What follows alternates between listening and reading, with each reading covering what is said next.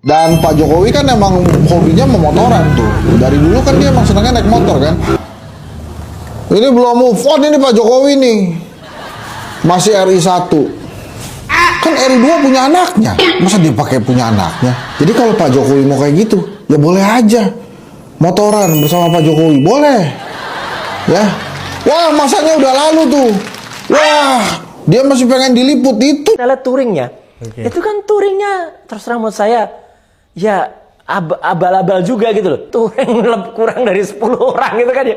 Itu kan namanya bukan touring gitu loh. Ngapain juga gitu loh. Tapi kan Pak Jokowi serba salah. Naik motor salah, naik mobil salah, naik pesawat salah.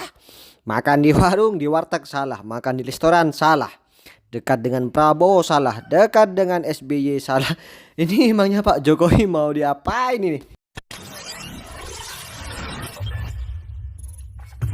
Oke, kembali lagi bersama saya Nufila, dan kali ini saya ada informasi yang sangat menarik sekali untuk kita ulas bersama atau untuk kita bahas bersama mirsa, di mana ya di tengah serangan politik yang terus menerjang seorang Pak Jokowi dan keluarganya.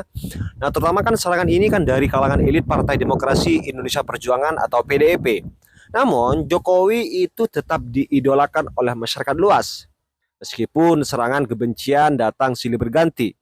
Justru yang semakin terpuruk bukanlah Jokowi, melainkan PDIP, ya kan? Partai yang dulu menjadi rumah politik bagi Jokowi. Nah, tujuan dari serangan itu, ya kan, salah satunya adalah ingin memisahkan Jokowi dari Prabowo. Padahal selama ini kedua tokoh tersebut, ya kan, saling menghormati. Padahal Prabowo berkali-kali menegaskan rasa hormatnya kepada Pak Jokowi. Sementara itu, Jokowi juga memberikan pujian dan dukungan pada pemerintahan Prabowo Gibran.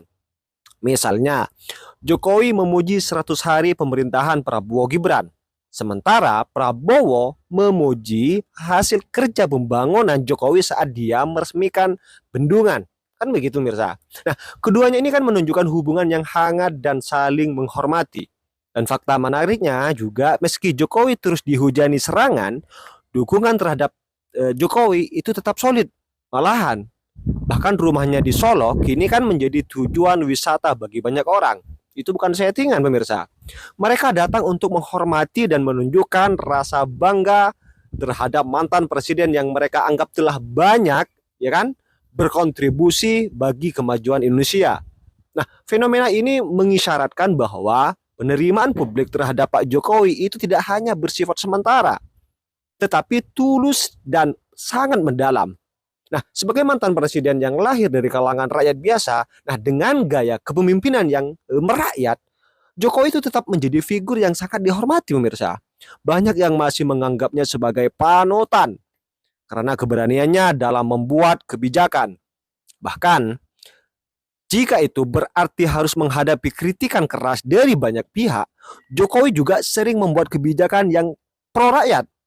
Namun di sisi lain, ada kondisi yang kontras dengan fenomena tersebut, di mana hasil survei Litbang Kompas menunjukkan bahwa PDIP yang selama ini dianggap sebagai partai besar dan juga menganggap partai besar dengan akar politik yang kuat, mengalami penurunan yang signifikan dalam kepuasan publik. Berdasarkan survei terbaru, tingkat kepuasan publik ya terhadap PDIP itu hanya berada di angka 53% dengan citra positif sebesar 56%. Angka ini jauh tertinggal dibandingkan partai-partai lain pemirsa, seperti Gerindra, ya kan, seperti Golkar, dan juga seperti Demokrat yang kepuasannya itu sangat luar biasa dan mengalahkan PDIP.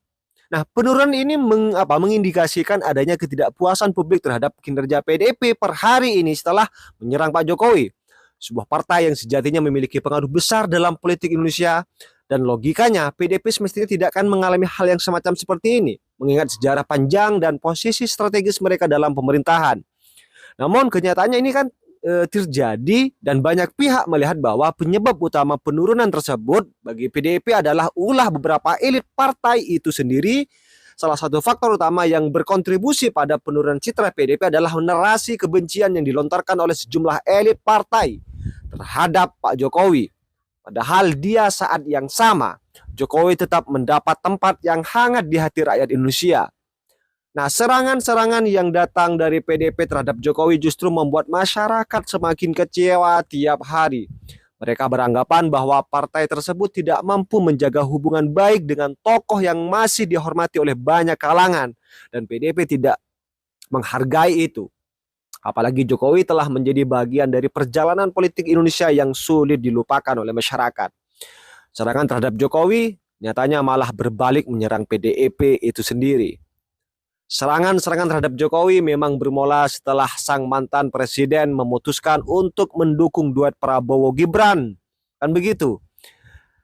Pada Pilpres 2024. Bukannya mendukung calon dari PDIP. Kan itu kan yang disesali oleh PDIP, pemirsa. Nah, keputusan ini memicu ketegasan antara Jokowi dan sejumlah elit PDIP. Ya, meskipun banyak kader partai yang masih menjaga hubungan baik dengan Pak Jokowi, ya kan. Namun meskipun berbagai serangan keji dilontarkan, popularitas Jokowi itu tetap tidak tergoyahkan, pemirsa.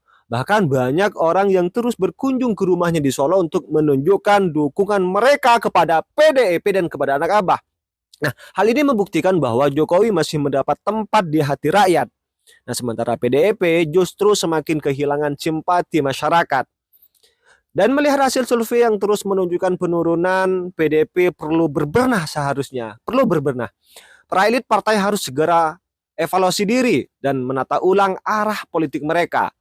Salah satu langkah pertama yang harus diambil adalah menyingkirkan elemen-elemen toksik, ya kan, toksik di dalam partai. Mereka yang lebih fokus pada kepentingan pribadi daripada kepentingan rakyat dan kemajuan bangsa.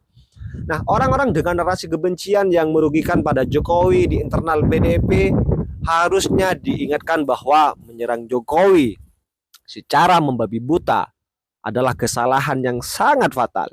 Nah, oleh sebab itu, mirsa, narasi kebencian terhadap Jokowi harus segera diakhiri.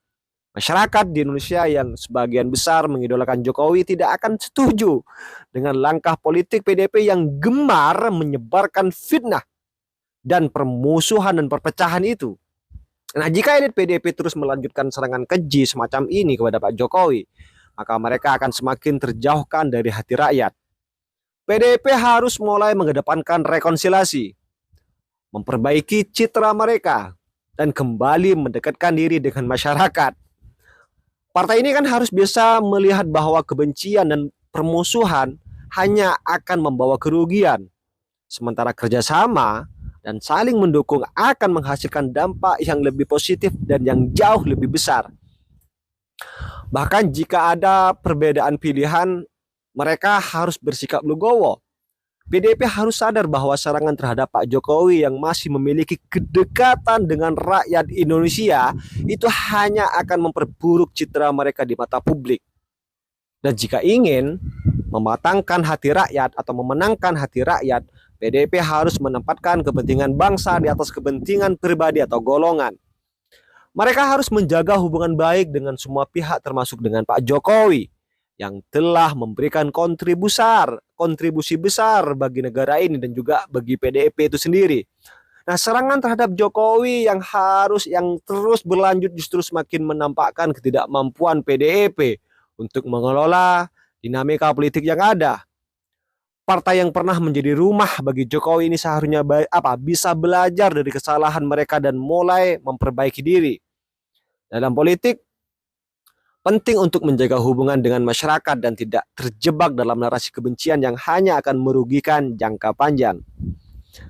Secara keseluruhan, ya kan, meskipun Jokowi terus diserang, serangan-serangan itu justru tidak menggoyahkan popularitasnya, sama sekali tidak.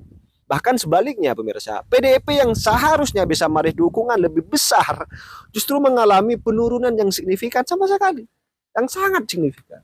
Nah, hal ini menunjukkan bahwa serangan politik yang ngawur, ya kan, yang ngawur dan banal malah berbalik dan memberikan dampak buruk bagi mereka sendiri. Dan PDIP harus segera berbenah dan mengakhiri narasi kebencian, serta harus fokus pada kepentingan rakyat untuk mengembalikan kepercayaan publik yang selama ini terus mulai tergerus. Jika mereka tidak berbenah, maka penurunan elektabilitas ini akan terus berlanjut dan PDIP akan semakin terpinggirkan dalam serta politik Indonesia. Ya seperti apa komentar kalian pemirsa, tulis di kolom komentar. Dan sekali lagi pemirsa, jangan lupa tekan tombol subscribe-nya biar kalian juga tidak ketinggalan informasi-informasi terbaru dari channel ini. Dan salam demokrasi dan salam NKRI. Dan saya lagi berada di atas lantai pemirsa. Ini. Dan rumah saya memang dekat di pegunungan. Aduh. Oke pemirsa,